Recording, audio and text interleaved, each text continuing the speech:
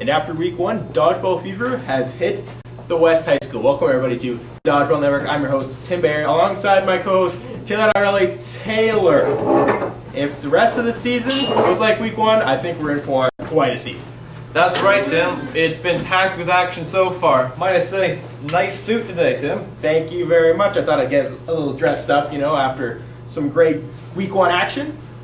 Today we're going to look at the standings after week one. There's a big shakeup in the standings there, along with Tim Bear's power rankings, which will return this episode. Later on, you'll see those. Later on, huge upsets this week, Tim. Oh, gigantic. Like, we're talking about 1967 Ice Bowl, kind of, except that wasn't really an upset. But that was quite a thrilling game. The Green Bay Packers, Bart Starr. I'm just gonna shut up. I'm just gonna stop now. How about you go on with the West? The West Conference games today. We got games on Tuesday. Sorry, that's tomorrow. We have the Jocks against the Average Joes. Average Joes, 1 win, 1 loss. Of course, their 1 win was against the Niners, the very weak Niners, I'm sorry to say. And the Jocks sort of surprised the world with a win last week. I thought they did. I personally picked the Naughty Boys to win that game, but the Naughty Boys, I thought it was really close still. That was a good game. And for the second game on Tuesday, which is actually in the Western Conference, the late game on Tuesday. Late game, Team Brown versus the Naughty Boys. A little sibling rivalry here, Taylor and his brother.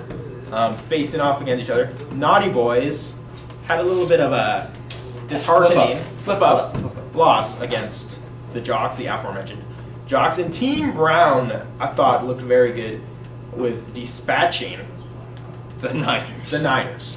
Well, Tim, might I just say about the Naughty Boys have impressed me so far. It's unfortunate that they lost that game because that could come back to haunt them because that'll be the difference between a 3rd and 4th place later in the season. All right. Whether they'll be facing the Cocoons or Operation Murder, probably. But here's the East Conference. Yes, let's do that. Sorry to dwindle about. First game, we have Prestige Worldwide versus A Shot at Love. Probably a Prestige Worldwide on this one, wouldn't you say, Tim? Yeah, I'd say so. Both teams are 0-1, so who knows what could happen there. But Shot at Love did surprise. I was actually disappointed, Taylor, because my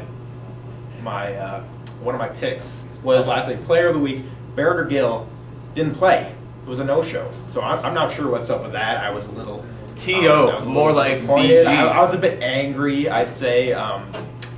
But yeah, Shot at Love did have some people that just came out of nowhere in that game that played pretty well that I'm sure were not even on the roster, were they? No, but the rule is that you're allowed to have anyone on your team that does not play for another dodgeball team. There you go. So that would be fine. And with our next game, we have possibly another tied for Game of the Week. Game of the Week. We have the Cocoons versus Operation Murder. Operation Murder came right out of the gates last week, Tim, and they just dazzled. They have so much power. That is their premise. They just outpower the other teams. They're the only 2-0 team in dodgeball right now. And the other undefeated team, the Cocoons, just dismantled the Jesus and Friends team. Big surprise there. So most of us thought it would be a close game. Hard fought. Some of us even thought Jesus and Friends would come out on top. I thought they would, but they disappointed. Yeah, they really did disappoint. Now, we'll quickly go over the standings after week one.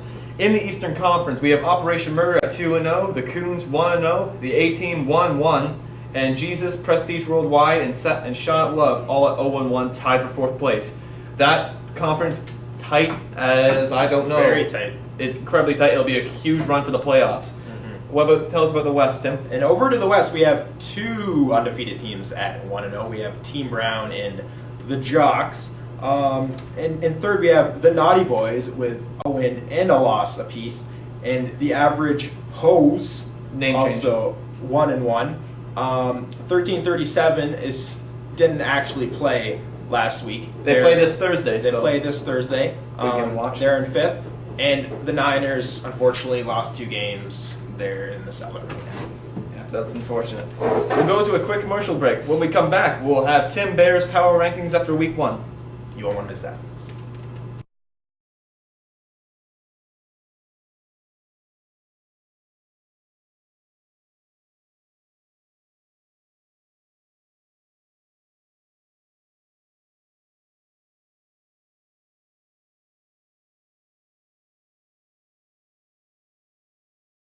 Welcome back. It's the Dodgeball Network broadcasting on YouTube and the moment we've all been waiting for.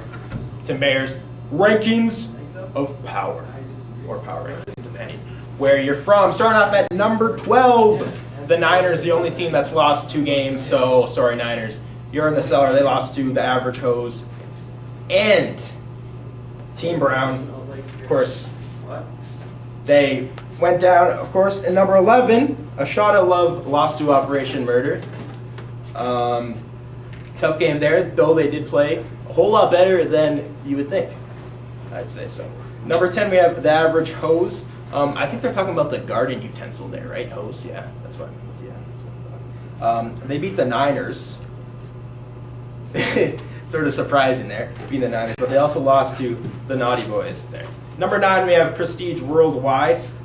Bit of controversy on this one. They lost to A-Team, but there was talk of the A-Team cheating on a few ones. We'll have to look into that, but as for now, the A-Team is at number 8 with the win over Prestige Worldwide.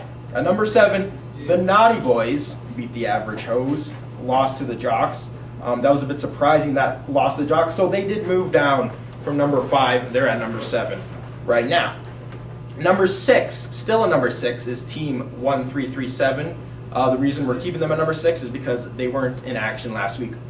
The long-awaited debut of 1337, a pretty intriguing team, will be this week, I'd say. And now, folks, it's time for Tim Bayer's Top 5. Jesus and Friends dropped down from number 2, the biggest drop in the standings, or in the rankings, excuse me, this week, with a dismal performance against Coons. We thought this game would be closer. As we said before, it definitely wasn't. Number 4, we have the Jocks, which was very surprising. A big move up in the standings for the Jocks from number 7 to number 4.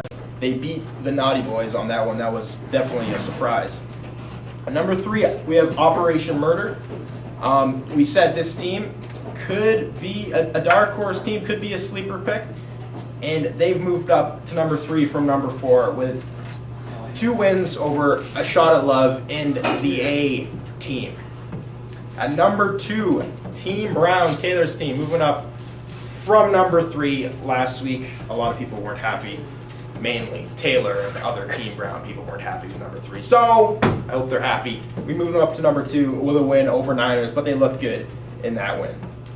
And still at number 1 for the second week in a row, we have the Coons with a win over Jesus and Friends. A big win at that. And those, folks, are Tim Bayer's Power Rankings. Next up, we'll have something else.